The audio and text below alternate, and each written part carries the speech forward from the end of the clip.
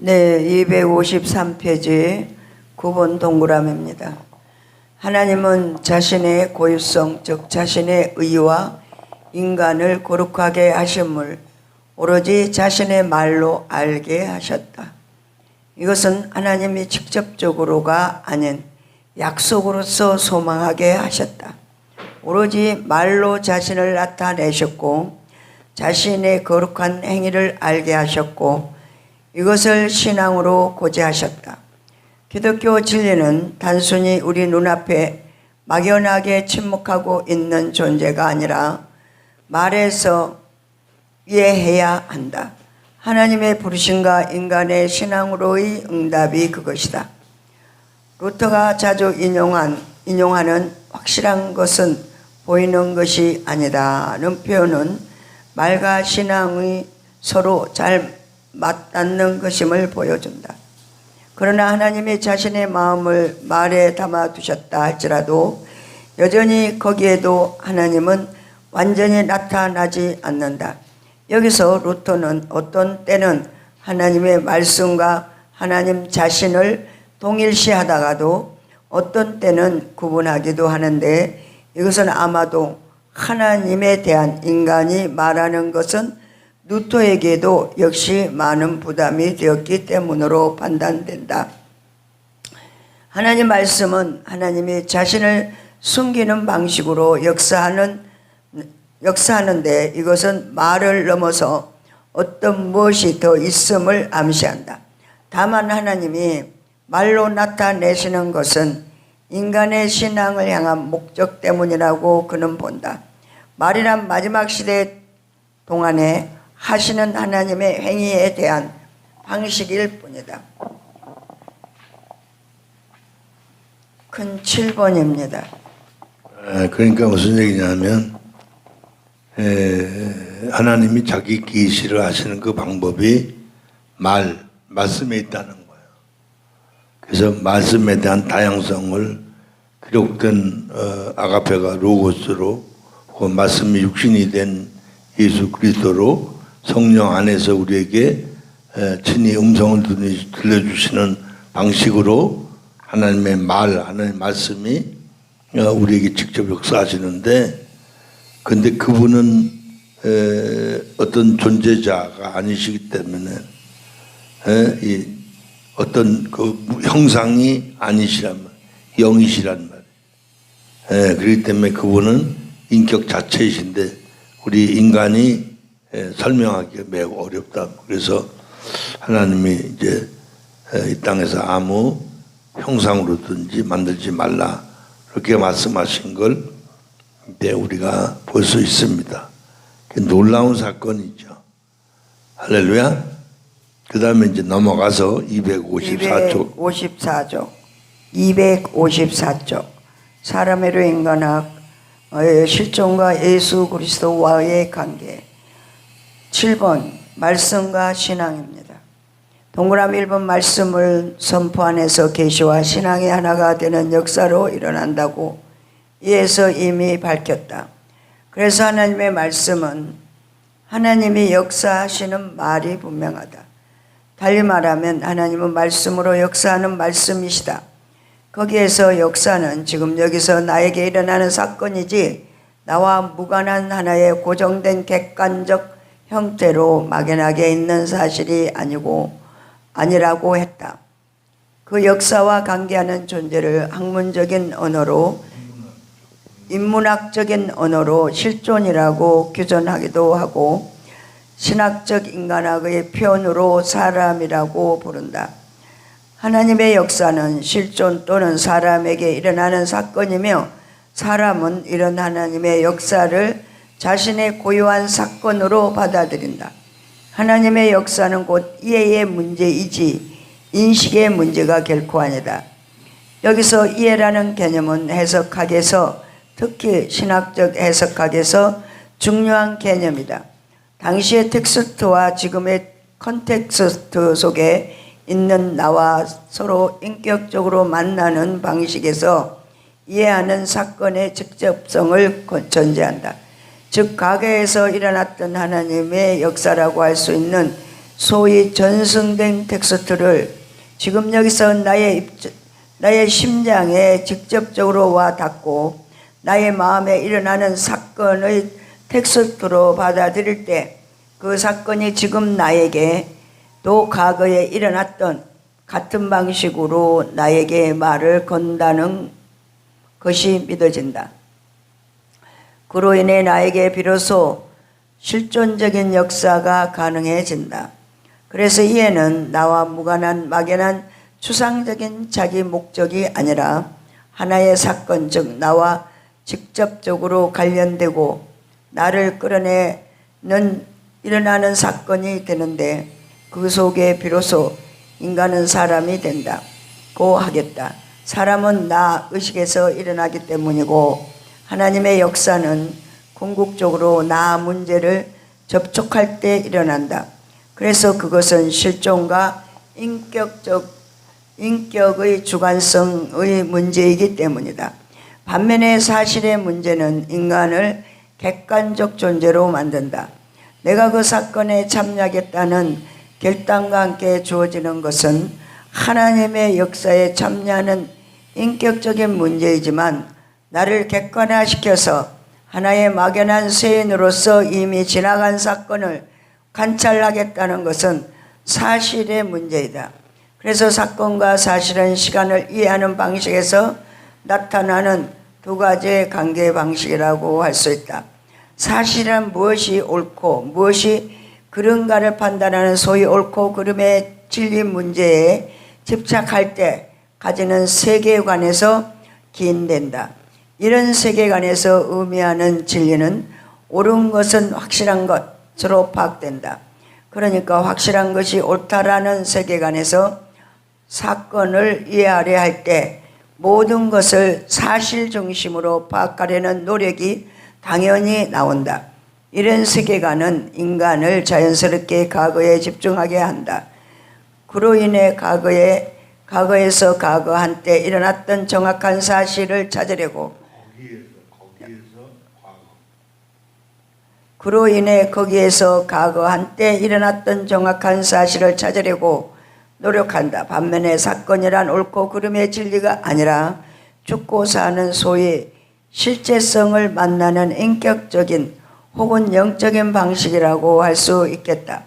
이 세계관에서 무엇이 정확하게 일어났느냐를 머리로 혹은 이성적으로 묻지 않고 오히려 누구에게 일어났는가를 마음으로 혹은 영적으로 묻는다. 일어나는 것을 나와 관련해서 해석하려고 하기 때문이다. 여기에서는 무엇이 옳고 그름이 옳고 않음을 따지는 방식, 즉 정확한 것이 아니라 내가 죽고 사는 문제인 실제적인 것이 중심이 된다. 이것은 인격적인 것이고 영적인 것이다. 생명은 바로 여기에서 체험된다. 예를 들어 한 남자가 한 여인을 진심으로 사랑한 경험을 가지고 있다고 치자. 이 진실한 경험을 수십 년이 지난 후 지난 과거를 회상하며 지금 생각해보고 있다고 가정해본다. 그는 그 여자를 생각하며 과거에 즐거웠던 추억에 잡혀있다. 그 사람은 자신이 사랑한 그 여인을 회상할 때 과거에 사랑한 어떤 사실을 회상하는 것이 아니라 사랑의 사건들을 회상하고 있다. 자기에게 일어난 사건을 기억하며 회상하고 있다. 그래서 그 좋았던 그때를 부분적으로나마 지금도 재현하고 있는 셈이다. 그런데 그 사람이 다른 사람에게 자신이 이런 추억을 설명해 주었다고 하자 듣는 자는 비록 재밌게 듣고 있지만 실상 사랑의 사건을 듣는 것이 아니라 사랑의 사실을 객관적으로 듣고 있다. 즉 듣는 자는 말하는 자가 가졌던 사건을 하나의 재미있었던 어떤 사실을 듣고 있는 셈이다. 재미있게 듣고는 있지만 그러나 그는 지금 그 사건에 직접적으로 동참하지 못한다. 그저 방관자가 되어 하나의 사실을 듣고 있다. 그 사실 속에서 듣는 자는 그 사건에 인격적인 만남이 일어나지 않는다. 그러나 그 사건을 말하는 자는 그 자신이 비록 지금 말하고 있지만 실상은 거기에 참여하고 있기 때문에 인격적인 역사로 일어난다. 즉 과거를 현재에서 만나고 있는 셈이다. 예. 그러니까 어떤 존재냐에 따라 다르다는 거죠, 그죠? 같은 그 어떤 인간관계의 애정관계를 상대자는 과거의 역사를 지금 부분적이지만 느낄 수 있는 것인데 그 이야기를 듣는 사람은 그 하나의 사건을 사실로 듣기 때문에 재미있는 하나의 이야기로만 듣는다는 거죠. 개념이 전혀 다른 거예요. 할렐루야. 네, 그러니까 우리는 복음을 율법으로 듣게 되면 인간이 하나의 규범으로 듣게 될 때 그건 하나의 하나님 인간에게 주시는 어떤 사실 하나의 규범으로 이해하기 때문에 그걸 불순종한단 말이에요. 왜? 그게 지키냐 안 지키냐를 옳으냐 그르냐로 이해하기 때문에. 근데 복음으로 듣게 되면 지키면 생명이 되고 안 지키면 죽음이 되니까 이게 전혀 다른 거예요. 율법으로 이해하는 건 인간이고 복음으로 이해하는 건 심령이 된다는 거예요. 사람이 된다는 거예요. 할렐루야. 우리가 이 사고를 바르게 정리할 때 가치관도 새로워지고 의미도 새로워지고 삶의 방식, 목적도 새롭게 변화가 될 줄로 믿습니다. 아멘. 아멘. 256페이지 동그라미 2번입니다. 왜 이런 차이가 생길까? 여기서 중요한 점은 나라는 고유성을 가지고 선포에 참여해야 한다는 점이다. 하나님은 자신을 말씀으로 선포하신다. 자신을 선포하시는 하나님은 우리에게 말로 다가오시며 그 다가오심은 우리에게는 영적인 사건이다. 내가 주체, 즉 나라는 인간의 고유성으로 들으면 다가오시는 하나님의 선포는 오로지 나에게 말을 거시는 영적인 말씀이 된다. 그러나 인간이 자신을 객관화시켜 혹은 은폐시켜 자신의 고유한 실존을 빼버리고 마치 하나의 세인으로 듣게 되면 하나님의 선포는 막연하고 마음에 접촉이 없는 어떤 사실이 된다. 선포가 어떤 사실이나 정보가 된다는 것은 하나님 말씀이 하나의 법이 된다는 것과 같은 의미다. 선포가 어떤 사실로 들리게 될 때 하나님 말씀은 복음이 아니라 율법이 되는 것과 같다. 하나님 말씀은 어떤 사실로 듣는다는 것은 지금 내가 가지고 있는 어떤 잡다한 세상적인 지식들과 판단 그리고 내 영혼을 뒤덮고 있는 정욕들로 하나님의 말씀을 색채하고 있다고 채색하고 있다고 해야 한다.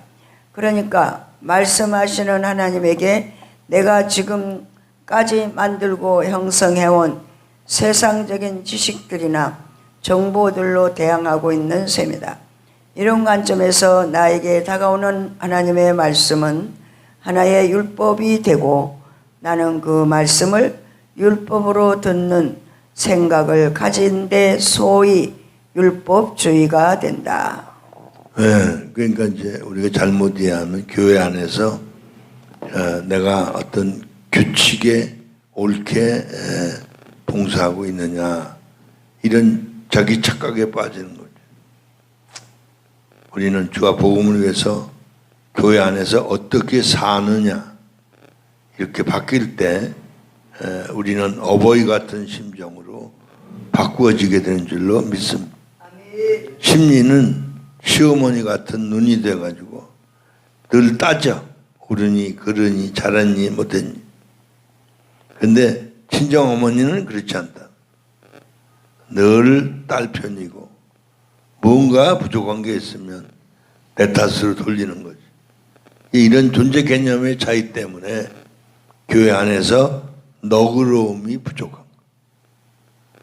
너그러움이 곧 사랑이고 복음의 행위인 줄로 믿습니다. 아멘. 네. 맨 끝에 3번 동그라미. 네, 256페이지 동그라미 3번입니다. 그러나 하나님 말씀의 본질은 어떤 사실에 있는 것이 결코 아니다. 그것은 나의 심장을 향한 예리한 비수이며 그로 인해 나의 심장에서 일어나는 영적인 사건을 만드는 말이다. 복음이란 말씀이신 하나님이 나에게 지금 여기서 일어나시는 사건으로 들리는 말씀이다.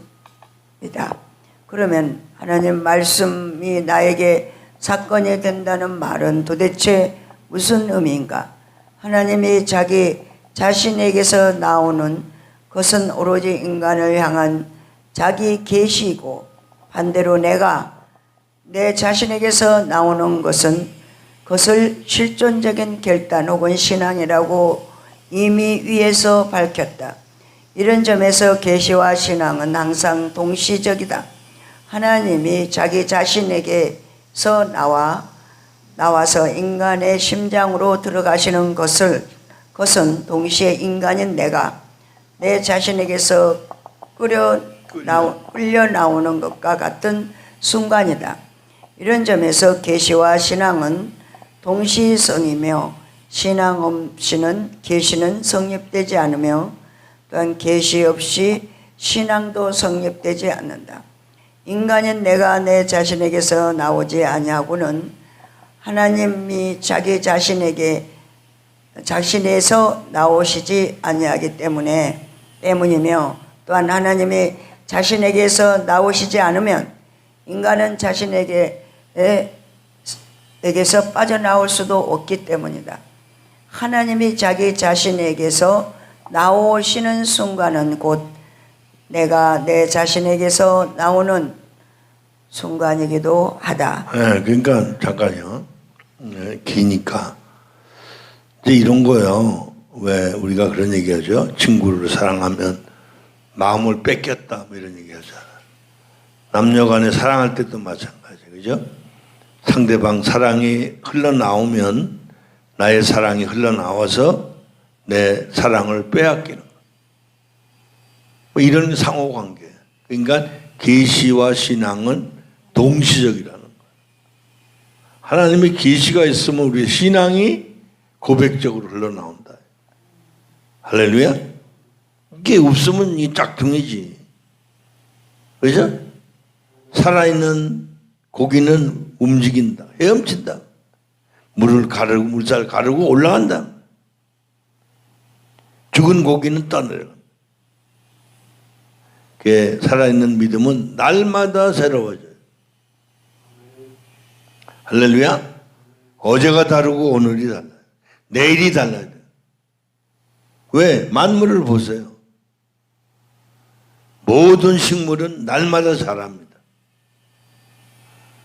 그래서 옛날 사람들도 불견기장이라도 이류소중이다. 자라는 게 눈에 안 보인다. 그래도 날마다 더해진다. 그 시간이 지나면 많이 컸네. 나무가 많이 자랐네. 그걸 고백하게 된다. 우리 살아있는 신앙은 늘 새롭게 성장하고 발전해야 될 줄로 믿습니다. 아멘. 아멘. 네, 하나님이 자기 자신에게서 나와서 인간의 심장으로 들어가시는 것은 동시에 인간인 내가 내 자신에게서 끌려 나오는 것과 같은 순간이다. 이런 점에서 계시와 신앙은 동시성이며 신앙 없이는 계시는 성립되지 않으면 또한 계시 없이 신앙도 성립되지 않는다. 인간인 내가 내 자신에게서 나오지 아니하고는 하나님이 자기 자신에서 나오시지 아니하기 때문이며 또한 하나님이 자신에게서 나오시지 않으면 인간은 자신에게서 빠져나올 수도 없기 때문이다. 하나님이 자기 자신에게서 나오시는 순간은 곧 내가 내 자신에게서 나오는 순간이기도 하다. 그러면 하나님은 자신에게서 나오시기도 하고 또한 들어가시기도 하시는 분인가? 하나님은 이미 자신으로부터 나오신 분이라고 해야 한다. 우리는 그분을 예수 그리스도라고 부르는데 그리스도는 우리에게 자신을 계시하신 하나님 자신이다.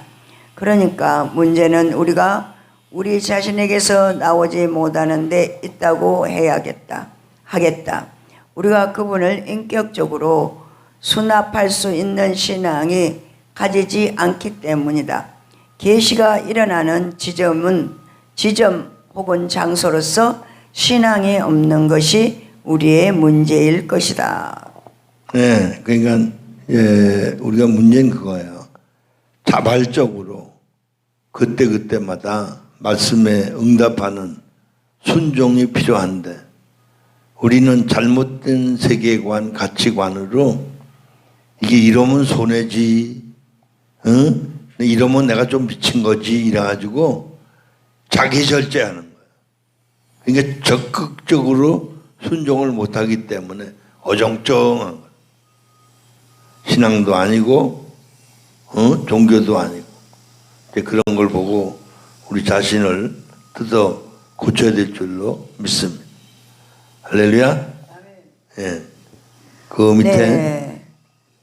동그라미 4번이죠. 257페이지 동그라미 4번입니다. 그러면 내가 내 자신에게서 나온다는 말이 무슨 말인가? 사실 이것도 대단히 신비스러운 비밀에 해당될 것이다. 우리는 통상 어떤 일에 자신이 있다라는 표현을 자주 한다. 내가 저것을 할 자신이 있다라고 말하기도 한다. 힘이 펄펄 넘치는 사람에게 50kg를 들어보라면 그 사람은 그것을 들 자신 있다라고 말한다. 이때 그 사람이 말하는 자신 있다라는 표현은 무슨 의미일까? 그것은 그 사람이 저것을 할 힘을 가지고 있다는 표현이다. 힘이 없다면 감히 자신 있다라는 말을 할 수 없을 것이다. 우리가 자주 사용하는 말 가운데 자신 있다라는 표현은 엄밀히 따져본다면 어떤 힘을 전제하고 있음을 보게 된다. 눈에 보이는 근육의 힘이든지 불가시적인 정신의 힘이든지 간에 자신 있다라는 표현은 힘을 이미 전제하고 있다. 저 물건을 들 수 있는 힘이 내 안에 있는 것을 두고 말하기 때문이다. 그래서 자신이란 내 안에 있으면서 나를 지탱해 주고 있는 힘을 전제하고 있다. 이게 불가시적이란 말은 쉽게 말 눈으로 볼 수 없는 정신이란 얘기죠. 그러니까 우리가 이 하나님의 말씀의 의미를 너무 감사한 거는 기록된 말씀 성경이 있기 때문에 우리는 성경을 깊이 연구하면 우리가 뭘 관해서 하는 게 아니고 하나님 말씀을 통해서 우리를 깨우쳐 주시는 줄로 믿습니다. 저는 늘 그런 얘기를 해요. 영적으로 좀 미약한 사람들에게는 요한복음을 좀 많이 읽어라. 그리고 영적으로 좀 변화가 돼서 제대로 갈피를 잡지 못한 사람에게는 로마서를 좋은 조직신학이니까 많이 읽어라. 그런 얘기를 하거든요. 그럴 때 우리의 신앙관이 넓어지고 의미에 대해서 내용에 대해서 많이 우리가 이해하는 폭이 넓어질 줄로 믿습니다. 아멘. 네, 그 다음에 258페이지 동그라미 5번입니다. 그러면 신앙을 가리켜 내가 내 자신에게서 나오는 것이라고 한다면 이것은 무슨 의미일까? 이 표현은 내가 내 스스로를 더 이상 유지할 만한 힘이 없다는 의미이다. 자신이 없는 상태가 바로 신앙과 유사하다. 어떤 상대를 앞에 마주하여 내 안에서 나를 스스로를 지탱하고 유지시킬 만한 힘이 없어서 내 자신이 상대에게로 빠져나가는 상태가 바로 신앙이다. 이런 점에서 에벨링이라는 현대 신학자는 신앙을 자신의 고유한 실존을 확실하게 하기 위한 모든 인간적인 노력을 포기로 정의하는 것은 가히 틀리지 않다. 그가 여기서 말하는 실존이란 자기 자신에게서 털을 잡고 근거하여 전혀 나오지 않는 방관적인 태도가 아니라 자기 자신을 떠나는 것 혹은 자기 스스로의 집에 머물지 아니하는 것 또는 자기 스스로에게 근거하지 아니하는 것으로 규정하고 있다. 마치 어떤 상대를 나와 마주하여 그분 앞에서 그분으로 인해 내가 내 자신을 더 이상 유지할 만한 힘이 전혀 없는 상태가 일종의 신앙인 셈이다. 그래서 신앙은 내 자신이 상대로 인해 끌려 나오는 것과 같다. 상대를 와 마주하며 내가 내 자신을 고집하거나 유지하고 고수할 만한 힘이 전혀 없기 때문이다. 기독교 신앙은 이런 관계를 잘 밝혀준다. 신앙은 상대이신 하나님의 인격을 마주하여 인간인 내가 나 자신을 더 이상 유지하고 지탱할 힘이 없어서 상대로 실제하시는 하나님에 의해 내 자신으로부터 끌려 나오는 것을 가리킨다. 이렇게 본다면 하나님의 신적인 계시가 하나님이 자신에게서 스스로 나오시는 인격이라면 인간 편에서는 이런 하나님 앞에서 인간 나 자신을 유지할 만한 힘이 없어서 소위 하나님 앞에서 자신 없는 상태가 되어 하나님의 인격에 의해 끌려 나오는 상태를 뜻한다. 오로지 나로 실제하시는 하나님 앞에서 하나님의 상대인 너가 되는 상태가 신앙이다. 네, 참 놀라운 거죠. 말은 간단한데 우리가 이제 하나님의 자신을 그 계시를 통해서 알게 될 때 상대와 나를 비교하면 그죠? 예를 들면 어마어마한 부잣집에 우리가 갔을 때 우리가 위압감을 느끼거든요. 위화감을 느낀다. 너무 큰 집을 가지고 산다. 너무 좋은 차, 너무 훌륭한 사람. 그런 것처럼 우리가 하나님을 만날 때 온전히 거룩하시고 전능하신 하나님과 죄인된 존재, 그 하나님 앞에 죄인뿐 아니라 나는 벌레만도 못 하나님의 거룩함과 영광을 바라볼 때 내가 나 자신을 지킬 수가 없는 거야. 왜냐하면 내가 너무 형편없거든. 인간적으로도 형편없지, 건강으로 봐도 형편없지, 머지않아 죽고 없어질 존재지, 그분은 영원한 존재지. 그럴 때 내가 나 육신을 다 포기하니까 문을 열어 제키는 거지. 그러니까 내 안에 있는 영이 빠져나오는 거야. 흘러나오는 거야. 그래서 그분에게로 들어가는 거야. 할렐루야. 그럴 때 하나님 안에서 나의 가치를 새롭게 인식하는 거야. 그래서 그분 안에서 새로운 인생을 사는 거예요. 할렐루야. 그러니 결과적으로 무슨 소소한 어떤 문제 해결이나 예수를 믿었더니 좀 잘 됐다 이런 간증은 이건 참 사실 부끄러운 간증. 우리는 말로 다 할 수 없는 하나님의 은혜로 우리 속에 영혼이 끌려 나와서 하나님께로 향하고 오직 모든 인생을 하나님으로 더불어 살아가는 존재로 우리는 바뀌어야 될 줄로 믿습니다. 아멘. 네, 259페이지 6번입니다. 그러면 사랑이신 하나님이 자신에게서 나온 말씀이 계시라고 한다면 하나님도 인간과 마주하여 힘이 없어서 자신에게서 나오신 것인가? 아마도 그럴지 모른다.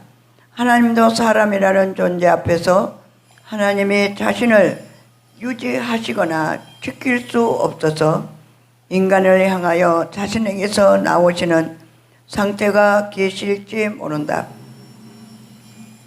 하나님이 사람을 마주하여 자신을 신적으로 유지하시거나 지킬 수 없어서 자신이 인간을 향해 빠져나오신 상태를 계시라고 한다면 계시란 하나님이 사람 앞에서 전적으로 무력해 주셔서 자신이 없어진 상태라고 하겠다.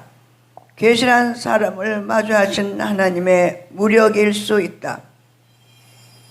계시란 하나님이 사람 앞에서 자신을 더 이상 지킬 수 없어서 자신이 인간을 향해 나오시는 상태, 즉 하나님이 자신을 잃은 상태이기도 하다. 계시야말로 강하신 하나님이 가장 약하신 아버지가 되신 상태이기도 하다. 하나님이 자신을 지키기에 가장 힘든 상대가 있다면 바로 사람이다. 사람이야말로 강하시고 전능하신 하나님을 가장 약하게 만드는 유일한 존재이다. 사람의 무능이 하나님의 전능을 이기는 셈이다.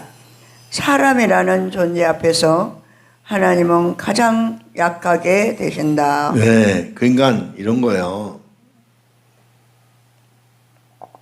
아마 우리 인간들도 아무래도 자기 자신, 다른 말로 자기 하나밖에 없는 아들을 그것도 제물로 내줄 수가 없는 거야. 하나밖에 없는 아들을 양자로도 못 보내는데 제물로 어떻게 내줄 수 있겠어? 그러니까 아들 예수 그리스도를 주신 것은 자기 자신을 주신 거야. 그 방법밖에 방법이 없으니까. 그러니까 우리를 얼마나 사랑하셨는지 자기 자신이신 아들 예수 그리스도를 주었다는 사실을 알면 우린 아까울 게 없는 거예요. 할렐루야.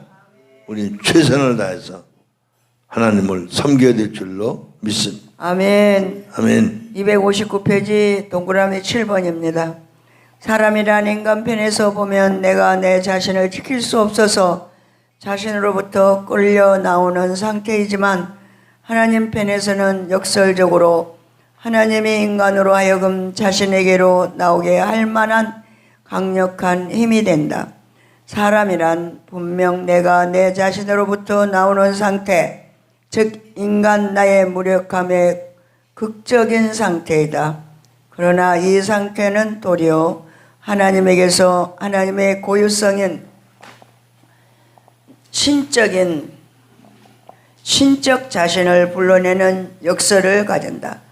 강하시고 전능하신 하나님이 사람에게서 스스로 약하게 되신다.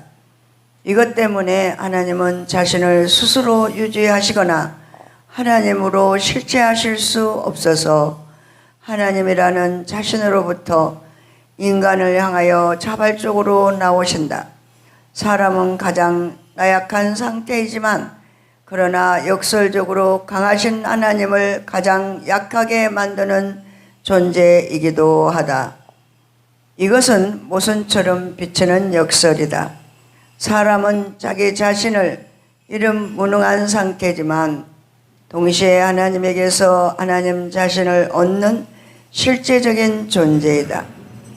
인간 내가 나 자신을 잃을 때 비로소 하나님을 아버지로 얻을 수 있음을 계시와 신앙과의 관계에서 볼 수 있다. 만약 인간이 자기 자신을 잃으면 도리어 강하시고 전능하신 하나님의 자신을 얻는 존재가 된다는 점을 사람이 보여준다. 그래서 이제 우리가 사람이 되면 우리가 무능하다고 여겨졌던 부분이 나는 무능하지만 아버지는 전능하시다는 걸 깨닫게 돼. 나는 할 수 없지만 그분이 하신다는 걸 깨달을 때 참 기가 막힌 얘기야. 인마 네가 하니 내가 하지. 기가 막힌 얘기예요. 내가 정릉서 목회할 때인데 개척교회를 하면서 새벽 예배를 드리는데 아니 설교하려고 들으라니까 꺼 설교하려고 또 섰는데 아니 집사람이라도 혼자 꼭 나왔는데 집사람도 안 나오는 거야. 잠에 골아떨어져 이해하지만 그래서 성경을 읽고 설교를 하려다가 이제 접으려고 그런데 하나님이 영의 눈을 열어주시는 거야. 보니까 그냥 그 예배당 안에 못 심은 것처럼 빽빽하게 천사들이 가득 앉아있는 거야. 그래서 책을 접으려고 하다가 얼마나 유창하게 설교를 했는지 아마 누가 들어와서 봤으면 미쳤다 그랬어요. 그리고 진짜 하나님께서 거듭나라고 해라. 그래서 한 4년 동안 목회를 하면서 교회 이름도 아주 중생을 강조하는 세형교회로 그래가지고 거의 중생을 빼놓고는 설교한 적이 별로 없는데 별짓 다 해도 진정 변화되는 사람이 없는 거야. 그래서 어느 날 낮에 이 강대상 그 뒤쪽에 그 의자에 이렇게 고개를 숙이고 기도하는 거야. 막 울면서 기도했더니 역시 영안을 열어서 그 예배당을 보여주시는데 예배당 안에 천사들이 가득하게 앉아있어.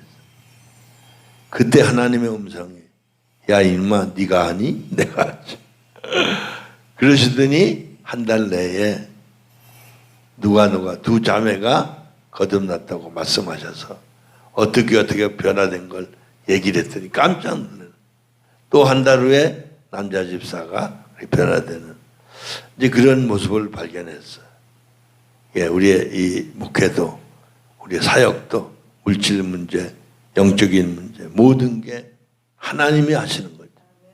우리가 하는 게 아니기 때문에 전적으로 우리는 진리 안에서 진리를 바르게 즉 그라마틱하게 즉 인식되는 부분을 우리가 이해된 부분에서 잘 깨우쳐 주면 하나님이 개개인에게 이해시키는 체험, 푸뉴마를 경험하게 해 주실 줄로 믿습니다. 할렐루야. 네. 260페이지에 8번입니다. 사람은 스스로 나 자신을 유지할 수 없다는 나의 무능의 표현이지만 동시에 하나님은 가장 무력해 가는 가장 강력한 실제가 된다는 점에서 영적으로 강력한 힘이 된다. 하나님에게서 하나님의 고유성인 하나님 자신을 인간 나에게 불러내기 때문이다. 하나님을 인간 자신 앞에 세울 수 있는 존재는 사람뿐이다. 그렇다면 계시란 무엇인가? 계시란 하나님이 자기 자신으로부터 나오셔서 인간의 마음 안으로 들어가시는 순간이다. 그런데 이 계시의 순간은 인간을 전적으로 무능하게 한다. 계시 앞에서 나 자신을 스스로 유지하려는 인간은 전적으로 무능해지기 때문이다. 계시 앞에서 인간은 자신을 유지할 수 없다. 계시란 하나님이 자신을 주시는 순간인데 그것은 하나님의 가장 약하신 상태이기도 하다. 그러나 이 상태가 사람에게는 하나님으로부터 하나님 자신을 받는 가장 강한 순간이다. 그래서 계시는 인간을 마주하신 하나님이 인간에게 가장 약하신 순간이기도 하다. 계시가 하나님의 가장 약하신 순간이라면 그 계시를 받는 사람에게는 역설적으로 가장 강력한 순간이다. 하나님이 자신을 유지하시기가 어려워 자신에게서 나오신 것은 하나님 편으로서는 가장 약하신 순간이지만 그 계시를 받는 사람 편에서는 하나님을 스스로 유지하지 못하게 하는 가장 강력한 힘의 순간이 되기 때문이다. 그래서 하나님은 자신을 사람은 인격적으로 마주하게 되며 영적으로 만나게 된다. 바로 여기에서 하나님과 인간이 서로 만나는 순간이 된다. 이 만남은 창조주 하나님과 피조물 인간과의 만남이기보다 오히려 창조주 하나님이 피조물과 유사한 존재로 내려앉으시는 순간이며 동시에 피조물 인간이 창조주 하나님과 유사하게 무한히 올림을 받는 순간이기도 하다.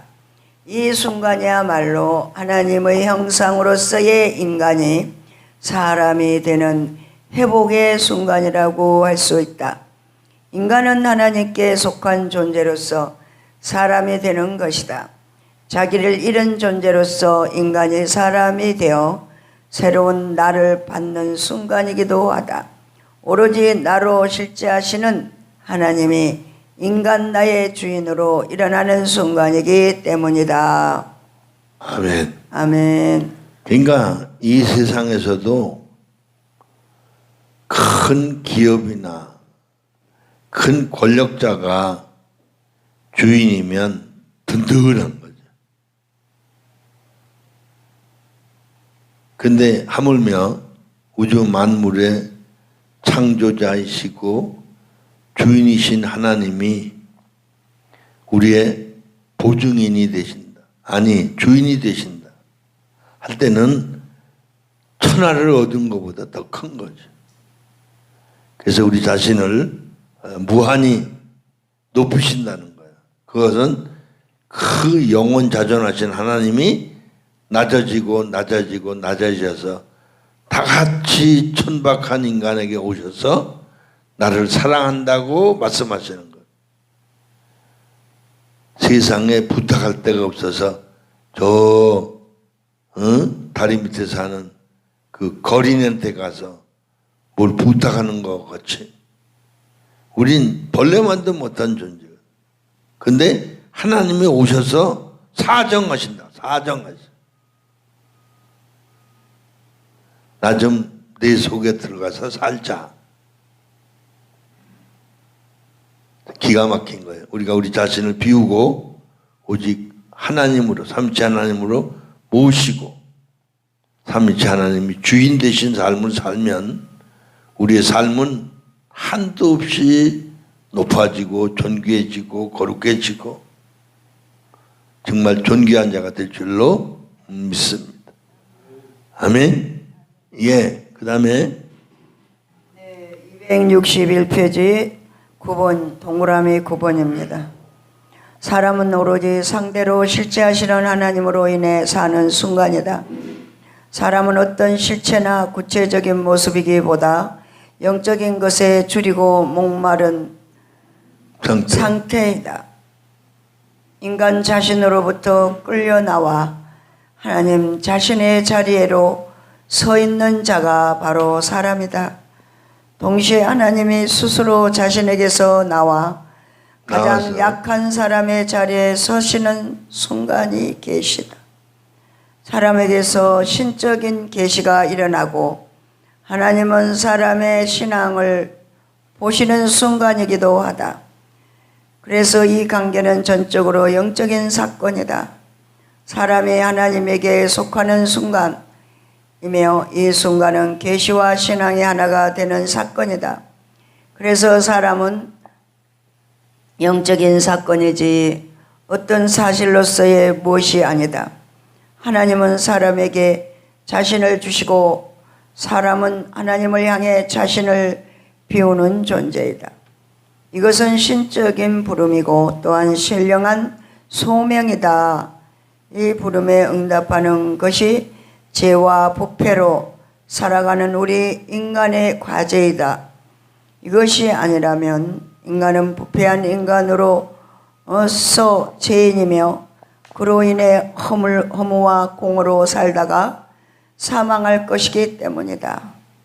그래서 하나님과 인간 나의 만남은 역사적인 순간이며 동시에 우리 인간이 살아가야 할 과제로 주어져 있다. 이것 때문에 인간이 고통 가운데 지금까지 살아가고 있으며 또한 고통스러운 삶을 살아야 하는 셈이다. 인간은 비록 죽어버린 존재지만 이것 때문에 살아가야 하며 또한 살아갈 수 있다. 만약에 이것이 아니라면 그는 이미 죽어버린 존재이고 그래서 오늘도 내일도 사망을 향해 고독하게 죽어가는 여정을 갈 것이다. 네, 아까 그 뉴스에 보니까요.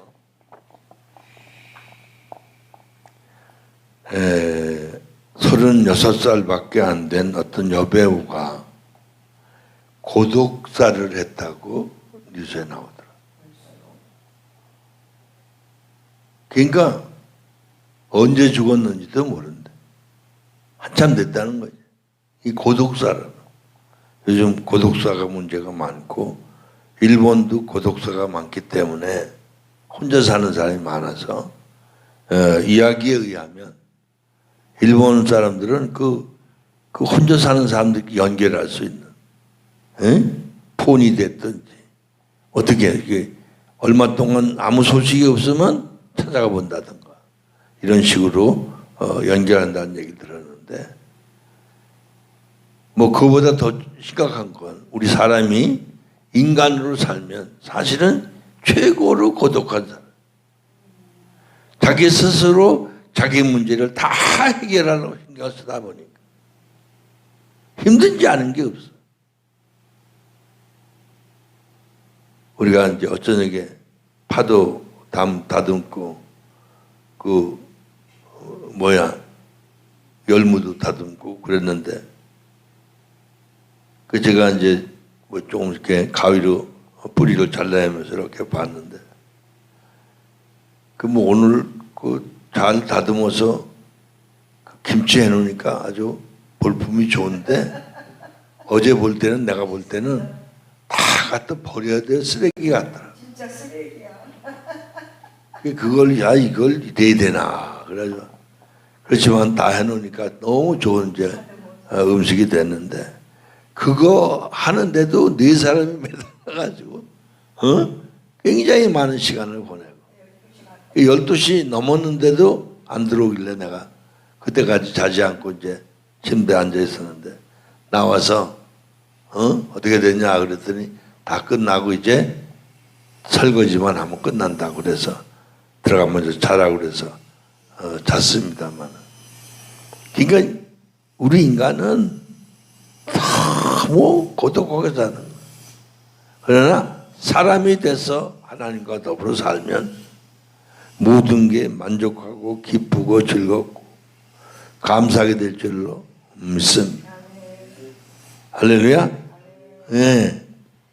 끝으로 네, 262페이지 한 달락만 사람으로서의 인간에게 실존과 예수 그리스도와의 관계에서 8번째 칭의된 존재로서의 사람. 동그라미 1번 인간은 인간으로서 존재하기도 하고 또한 사람으로 실체할 수도 있다. 그러면 인간이 어떤 근거로 사람이 되기도 할까? 인간은 스스로의 능력으로 사람이 될 수 없다고 해야 한다. 왜냐하면 그는 하나님이라는 영적 상대를 만나지 않으면 처음부터 세상에 거하면서 스스로 나를 또는 스스로 나 또는 주인으로 거하려는 에로스이기 때문이다. 그 에로스는 항상 상대이신 하나님의 나 앞에서 자신을 세우려는 교만 혹은 자충족이기 때문이다.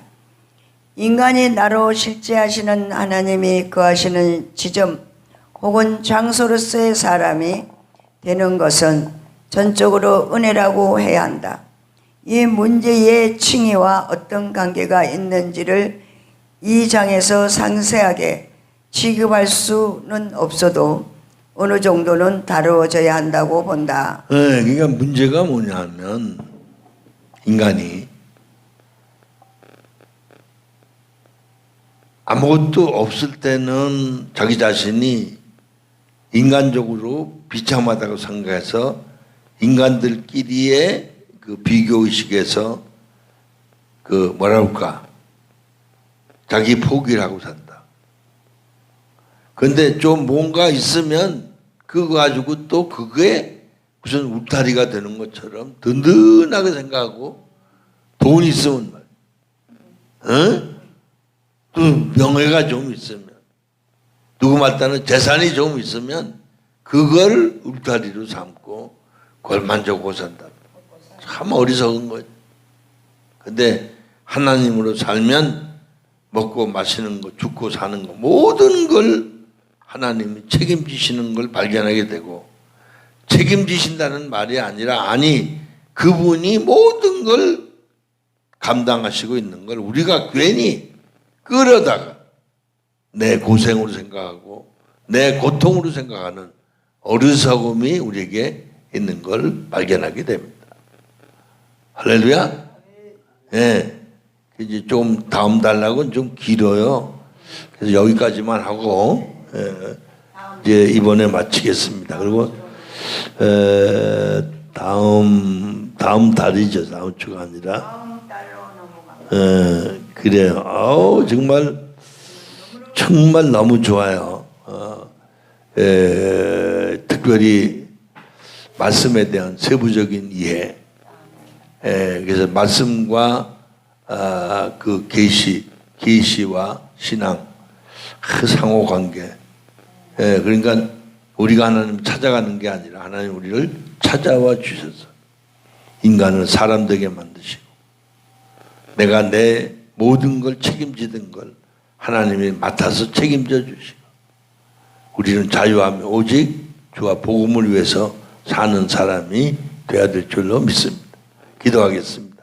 좋으신 아버지, 어제 오늘 10번의 강의를 통해서 사람 외로의 인간이 어떤 존재인지, 정말 인간으로 살지 아니하고 사람으로 살아야, 율법으로 살지 않고 복음으로 살아야, 아버지 심리로 살지 않고 심령으로 살아야, 오직 사람이 돼서 사람답게 사람 안에서 하나님이 계시하시도록, 하나님이 우리에게 하나님 자신을 나타내시고 하나님 뜻을 나타내셔서 우리가 하나님을 신앙하는 그 과정에 통해서 하나님의 영광에 이룰 수 있는 저희 모두가 되게 해 주옵소서.